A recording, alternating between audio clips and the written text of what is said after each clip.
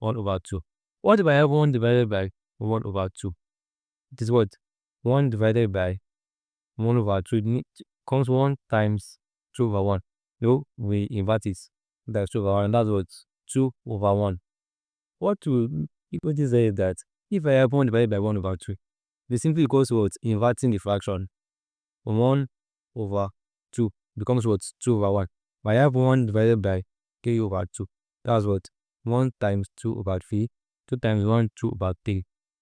You can see 1 divided by 3 over 2 simply what? Simply inverting it. 3 becomes numerator, 2 becomes numerator. 2 over 3. And that's general power fractions. When you say 1 divided by a fraction, you don't have to start saying 1 divided by and then easily just what? Invert the fraction.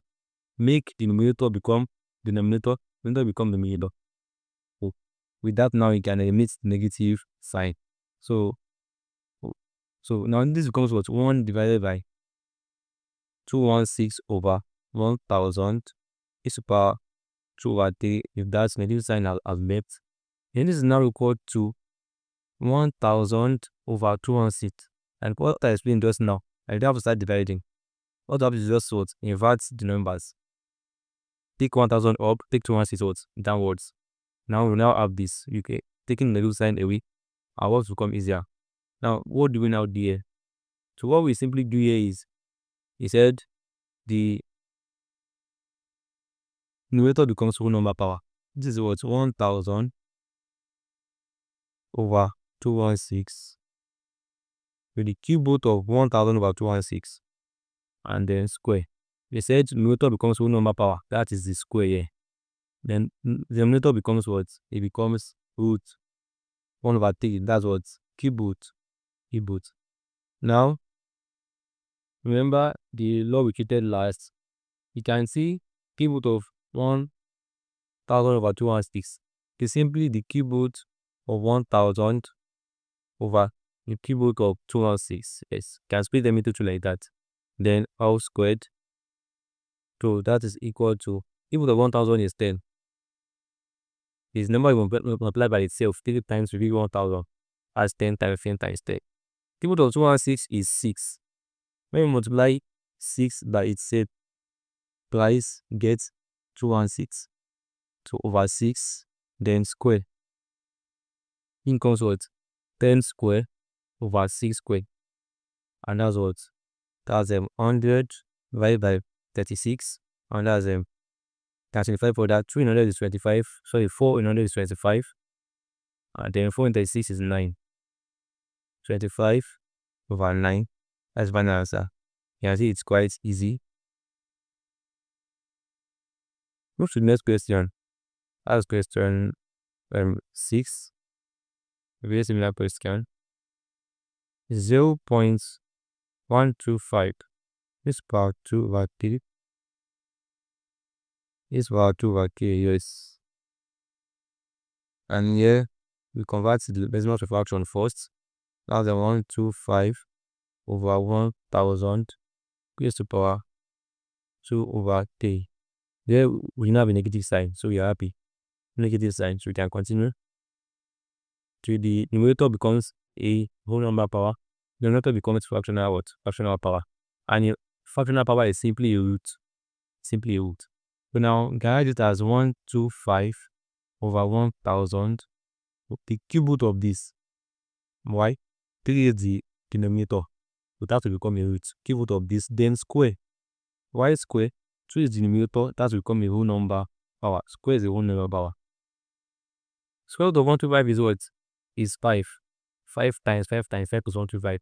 Square root of 1000 is 10. Cube root of 125 is 5. Cube root of 1000 is 10 over 10, then square. So 5 and 10 is 2.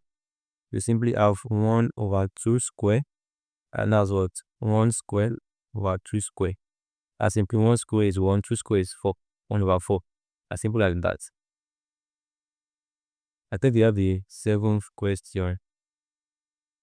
And that's 4 over 25 is to power minus 1 over 2 multiplied by 2 is to power 4 then divided by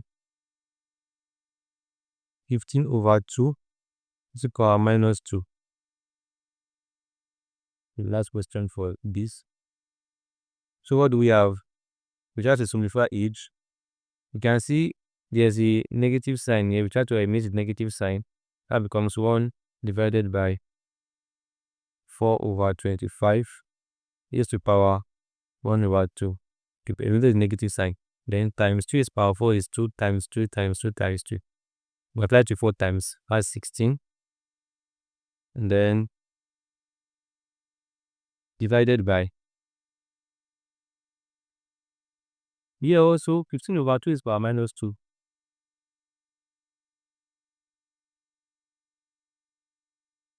So 15/2 is power minus 2. You can see there's a negative sign there. You have to remove the negative sign first. And then to eliminate that now, what do we do? It simply becomes 1 divided by 15/2 is to the power 2. Yes. Then remember, s is power minus a becomes 1 over s is power a. 1 divided by that number, but then you need the negative sign from the power. So when you said earlier that if you are to say 1 divided by another fraction, don't bother dividing, stressing yourself. Just inverse the fraction. If you have 1 divided by 1/2, it simply becomes what? 2. If you have 1 divided by 3/4, it simply becomes what? 4/3. Simply take 4 up, take 3 down. Take 2 up, take 1 down. Then we explained earlier how we got this. It simply becomes what? 25/4. 1 divided by 5 is power 1 divided by 4/25 is power 1/2 becomes 5/4 is power 1/2. Take 25 up, take 4 down. Then times 16. Times the same thing happens here also. 1 divided by 15/2 squared becomes what? 2/15. Simply just take 2 up, take 15 down, square. And then you can now simplify further. 1/2 becomes what? Square root. Why? It's a fractional power. So the square root of 25/4 times 16 times, here is easy, it is 2 square over 15 square. This is equal to square root of 25 over square root of 4 multiplied by 16 times 2 square is 4, 15 square is 225. This is simply equal to square root of 25 is 5, then square root of 4 is 2 times 16 times 4 over 225. Let's see if they are like, if they are common factors we can pick out. Yes, 2 in 4 is 2. Picking that out. And also 5 in 2 to 5. So 5 in 22 is calling me that 2. 5 in 25 is 5. So we have 45. We will simply have 16 times 2 over 45. And that's 32 over 45. Then there are no like terms anymore. There are no common factors anymore.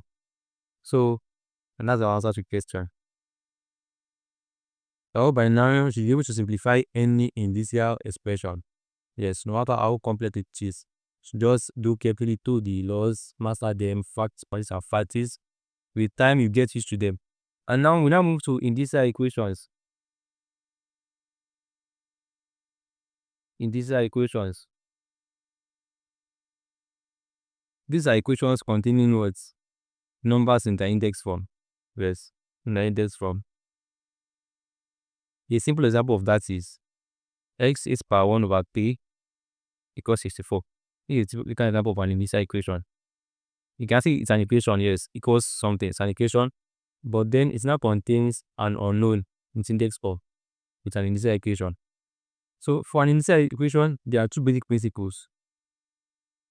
There are two words, basic principles for an indicial equation. Before that, note that for an indicial equation, sometimes you might encounter complex expressions that you will have to simplify using the laws we already know in indices. After simplifying that, then there are now these two laws I said now, these two particular laws. They are particular to equations that we use to simplify our final answer. And let's see what those two laws are. The first one is we have a is to power x equals b is to power x. What can you notice there? You can notice that on the left hand side there's a number in index form, right? And also we have on the right hand side. But then those two numbers have the same indices. We can see x, they have the same what? Indices. With that, we can conclude that what? A equals to b. Even if we do not know this basis, we are assuming we know x, what x is, but we do not know what these bases are. The fact that those numbers have the same indices is telling us that what? It's telling us that what? A equals what? Equals b. A equals b. That's the first principle here. The second principle is x is to power a because x is to power b. This is the second one. So you find this peaceful in solving these equations. You can see here that what? X and x are the same. They have the same base. So even though if we don't know the indices, we can simply say a equals what? B. Why can we say that? Because they have the same basis. Once they have the same basis and we say x is power a equals x is power b, they have the same basis x and x. You can say a equals b. You can say a equals b. Now take note of these two words. Most people, I said. Now let's now move to solving equations. Let's start with this simple one we said we have here. X is power 1 over 3 equals 64. But what do we do here? Here now, we want to find x, obviously. What do we do? We simply raise both sides to the multiplicative inverse of the power of x. When I have 1 over 3, for example, the multiplicative inverse of 1 over 3 is what? 1 divided by 1 over 3, and that's 3. But multiplicative inverse of a number is simply saying 1 divided by that number. That's the multiplicative inverse of a number. 1 divided by that number.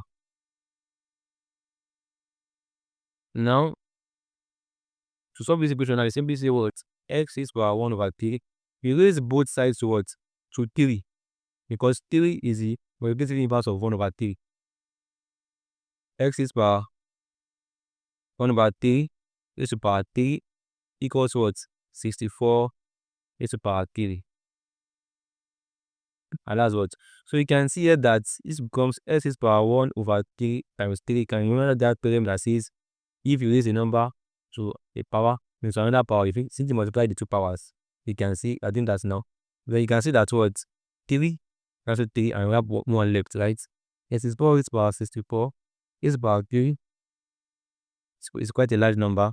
It's 262,144. So that has the value of x. 262,144. Now the trick here is to make the power of x 1. When we want to find x, trick is to make what the power of x 1. And how can we make that 1? Anytime you multiply a number and its multiplicative inverse together, it gives you 1. 2 times 1 over 2 is what? 1. 3 times 1 over 3 is what? Is 1. 4 times 1 over 4 is what? Is 1. So anytime I have 1 over 2 as the power of a number, what do? If I want to make it 1, I'll simply raise that number towards the power of 1 over 2. So they cancel out. If I have 1 over 4 as the power of a number, I'll simply raise that number towards the power of 4. So they cancel out. So that's the trick here. That's the reason for raising both sides to the power of what? Power of 3. Since it's an equation, we have to do same thing to both sides. We can't just use x is 1 over 3 to 3 only. It's an equation. I have to do that on the other side also.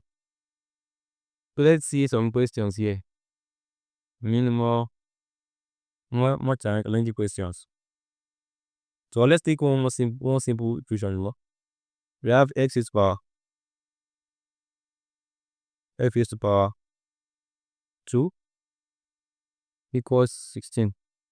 It's very simple. F is power 2 equals what? Equals 16. So here you simply raise both sides to the power of what? 1 over 2. Why?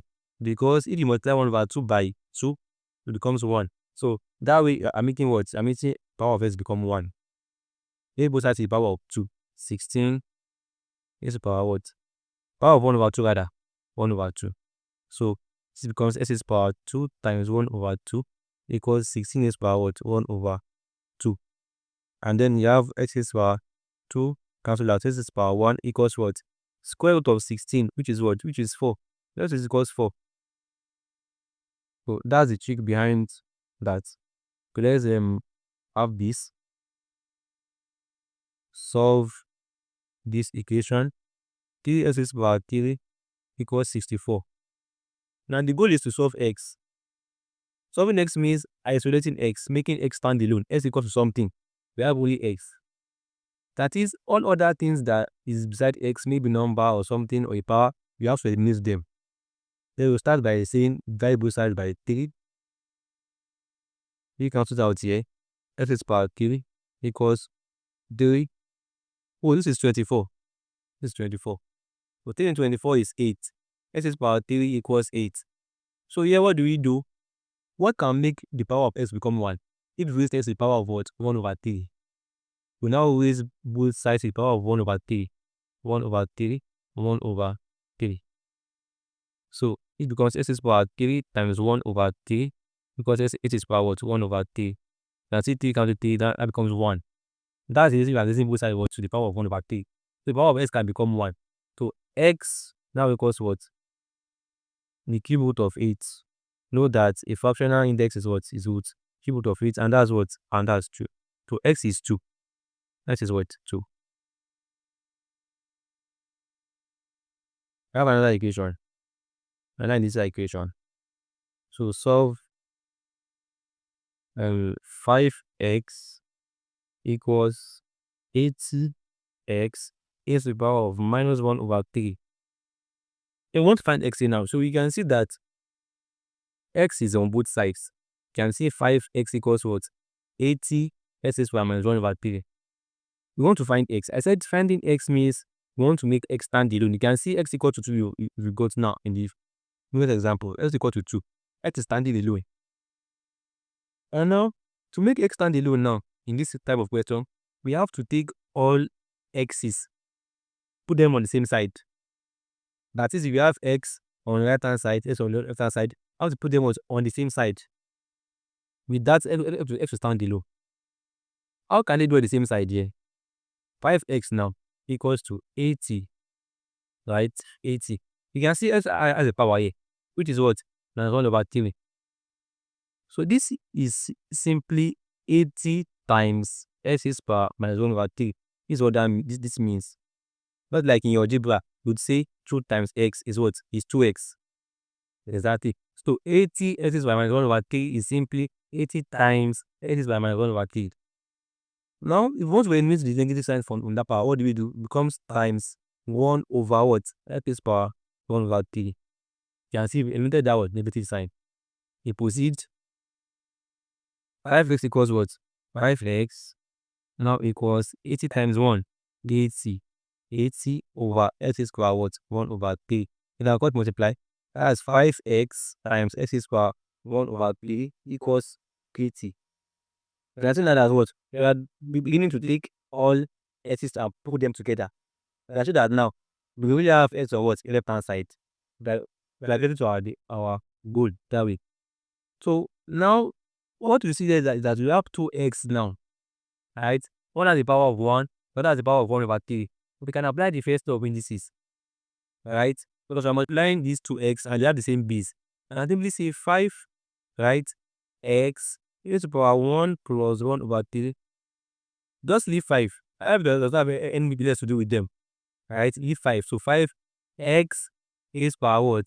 Add the indices 1 plus 1 over 3. But I'm multiplying them and they have the same indices. And equals what? 80. This is simply 5x.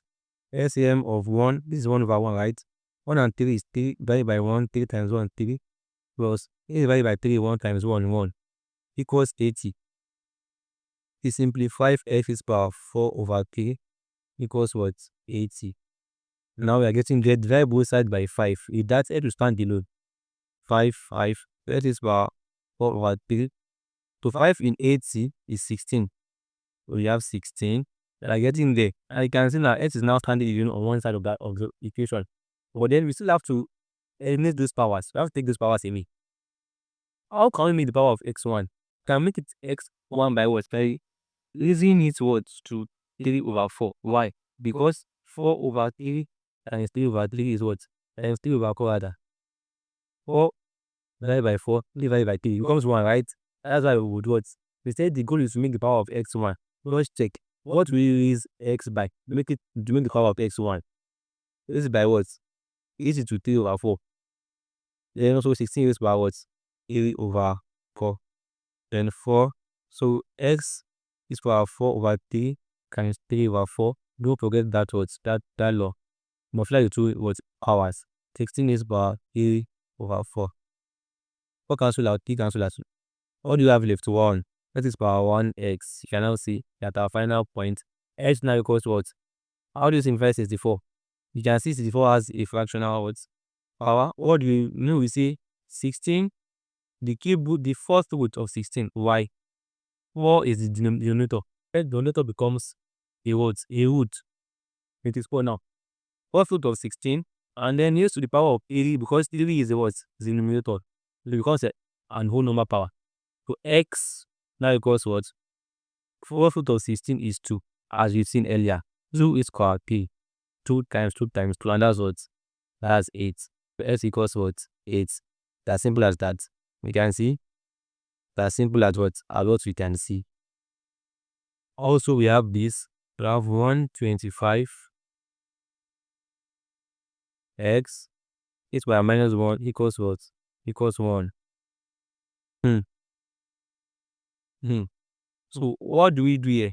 You can see you have 125 is for what? X minus 1 equals 1. This type of question, if you have the number is power unknown, just like you can see, 125 is power x minus 1 equals 1. Try to make the basis on things like equal.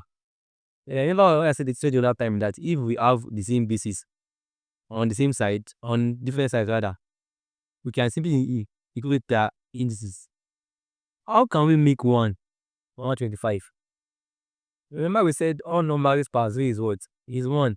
That means 125 is to power 0 is also what? Is also 1. This is what? 125 is to power x minus 1 equals what? 125 is to power 0. You can see that the same now. Now remember the law. They said there that if they have the same basis, x and x, right, they can equate their indices. A will be equal to what? A will be equal to b. And we're applying that here. 125 raised to power x minus 1 equals 125 raised to power 0. 125 can you see what do we see? We see x minus 1 equals 0. X simply equals what? 0 plus 1. X equals what? 1. As simple as that. X equals 1, yes. X equals 1. Another simple equation we have here is to solve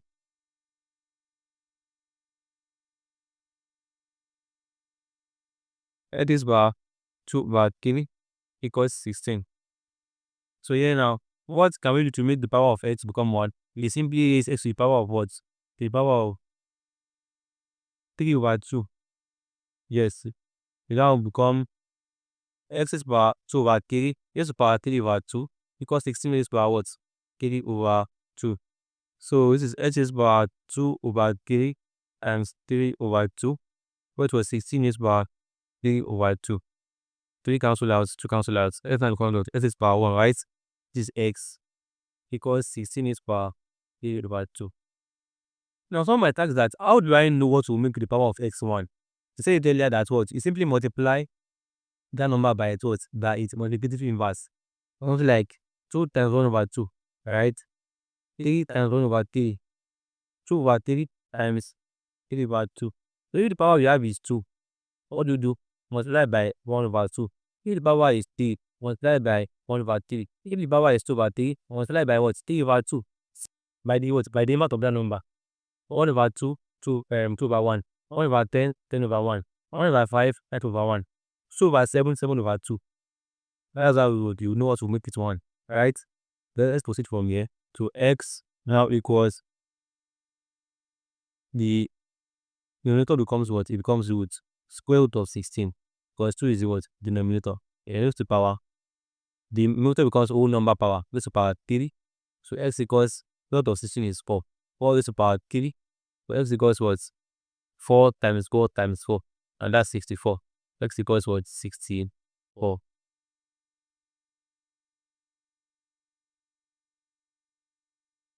So let's see if we can see more of questions.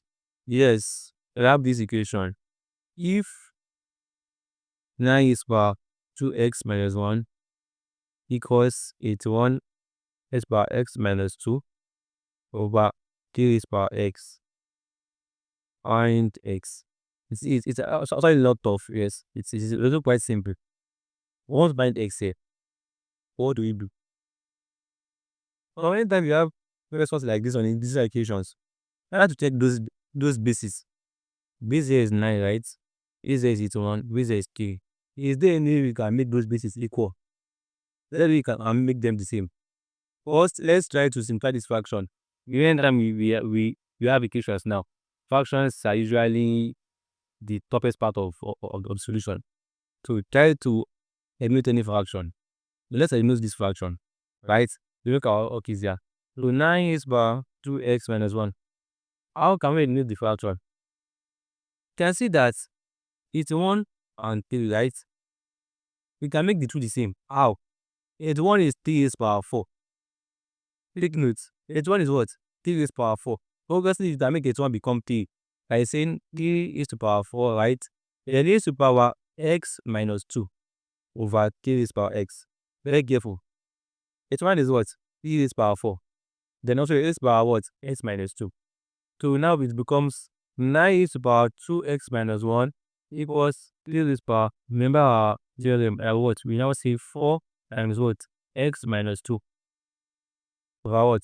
3 raised power x. It becomes 9 raised power 2x minus 1 because 3 raised power 4 times x, 4x minus 4x times, this is oh rather not 4x, it's 4 times x, 4x.